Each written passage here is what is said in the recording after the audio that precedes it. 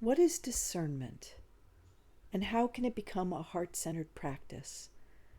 As inspiration, let me share this wonderful poem called Discernment by the wonderful Mark Nepo. Discernment. The trouble with the mind is that it sees like a bird, but walks like a man. And things at the surface move fast, needing to be gathered, while things at center move slow, needing to be perceived. What I mean is, if you want to see the many birds, you can gather them in a cage and wonder why they won't fly. Or you can go to the wetlands, birding in silence before the sun comes up. The trouble with the mind is that it sees like a bird but walks like a man. There's the conflict. Our minds, our problem-solving minds, want to gather all the information that's coming at us. As he says, things at the surface move fast, needing to be gathered.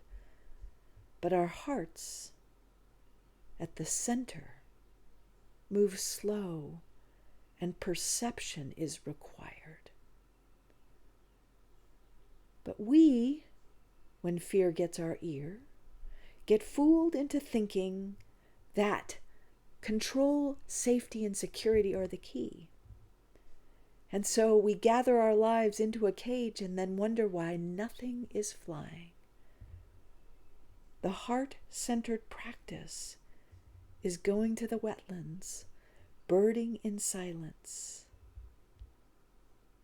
before the sun comes up.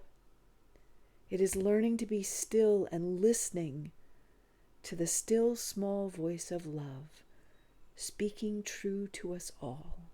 And when we do that, when we listen from our hearts, we hear from our hearts, and we hear the hearts of others.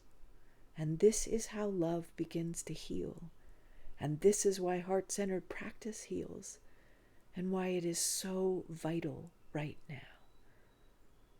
This is how we practice the heart-centered practice of discernment.